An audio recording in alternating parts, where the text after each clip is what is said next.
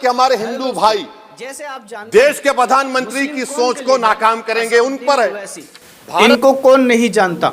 आखिरकार ये जब भी अपनी स्पीच देते हैं तो अपनी स्पीच में इतने सवाल छोड़ जाते हैं कि लोगों से इनके सवालों के जवाब तक नहीं जाते। ऐसे ही कुछ एक बात सामने आती है जब आपने देखा असदुद्दीन ओवैसी साहब ने पार्लियामेंट में अपने सवाल रखे तो सरकार से जवाब तक नहीं दिए गए। आप देख सकते हैं, आपको मैं वीडियो में दिखाऊंगा कि किस तरह से असदुद्दीन ओवैसी ने अपने सवाल किए लेकिन सरकार से जवाब नहीं दिए गए। लेकिन कुछ ऐसे फाड़ू जवाब दिए सरकार ने, उनसे आखिरकार असदुद्दीन ओवैसी निश्चित नहीं हुए। आप देख रहे हैं जहां भी असदुद्दीन ओवैसी कहीं पर भी जाते हैं तो वहां पर अपनी इतनी शानदार स्पीच देते हैं जिसकी वजह से असदुद्दीन ओवैसी को हर कोई पसंद करता है। लेकिन ऐसा ही नहीं, बल्कि असदुद्दीन ओवैसी तमाम मुस्लिम समाज के दिलों में राज करते हैं।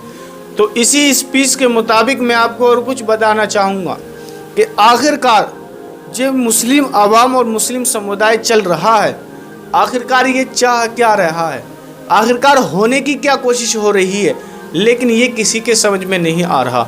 लेकिन उससे पहले आपको जो है ना असदुद्दीन ओवैसी साहब की ये स्पीच सुननी बहुत ज़रूरी है जो सरकार के साथ बयानबाजी हुई। आखिरकार बीजेपी सरकार जो है बयानबाजी कर तो लेती है लेकिन जवाब नहीं दिए जाते। लेकिन जब बीजेपी सरकार जवाब देती है तो वो भी जवाब बहुत ही अच्छे देती है। लेकिन एक खबर और सामने निकल के आ रही है। आखिरकार आपने देखा होगा जब किसी के साथ अत्याचार होता है या उसको बेवजह सताया जाता है, अगर कोई भी कुछ होता है दुनिया भर में तो सबसे पहले अगर आवाज़ उठती है तो वह हैदराबाद से आवाज़ उठती है। असदुद्दीन ओवैसी साहब आवाज़ उठाते हैं सबसे पहले। तो क्यों ना कि हम दोस्तों असदुद्दीन ओवैसी साहब की इस स्पीच को सुने ताकि सबको पता चल सके आखिरकार असदुद्दीन ओवैसी साहब जो हैं उनके लिए सपोर्ट में हम खड़े रहें। तो आइए दोस्तों स्पीच को शुरू करते हैं। और मैं बड़ी जिम्मेदारी के साथ कह रहा हूं कि जज्बात में लाए बगैर कह रहा हूं कि आज 17 करोड़ मुसलमान अपने आप को ऐसा समझते हैं कि जिस जमाने में हिटलर के जमाने में यहूदी अपने आप को समझते थे। क्या देश के युवा जी की बात होती है? समाज के सब वर्ग नहीं होते हैं? क्या देश की नारी की बात होती है? देश की सभी नारी नहीं होती है? कब तक टुकड़ों में सोचते रहोगे? कब तक समाज को बांटते रहोगे?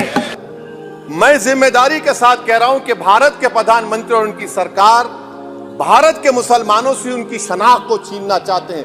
ख्वाजा अजमेरी के आस्थाने पर चादर बिछाइए, मगर आप जो चादर मुझसे छीनना चाह रहे हैं मेरी मस्जिद है। आप हर मस्जिद को छीनना चाहते हैं। आप बताइए 17 करोड़ मुसलमानों को क्या पैगाम दे रहे हैं आप कि आप हर मस्जिद को छीन लेंगे मुझसे? फिर मेरा वजूद किस माने रखता है? मेरा शनाख्त क्या माने रखता है?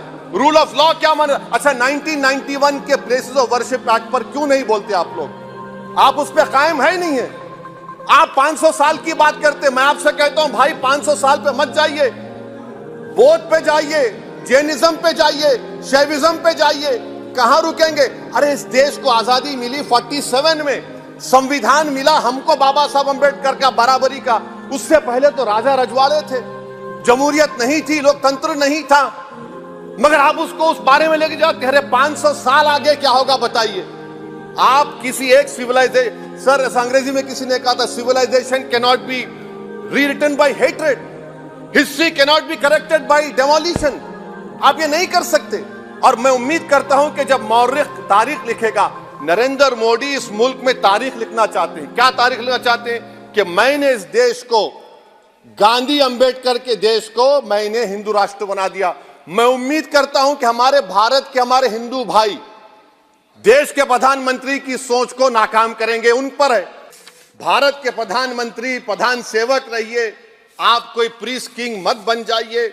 आप जीतेंगे, कौन जीतेंगे देश तय करेगा। मगर याद रखिए 17 करोड़ मुसलमान आज गम और गुस्से में। तो दोस्तों आपने स्पीच सुन ही ली होगी, कैसा असदुद्दीन ओवैसी साहब बोल रहे हैं। लेकिन आप कमेंट करके ज़रूर बताएं कि आपको कैसी लगी ये हमारी अपडेट। और हमारी वीडियो रात को 8 बजे और सुबह को 10 बजे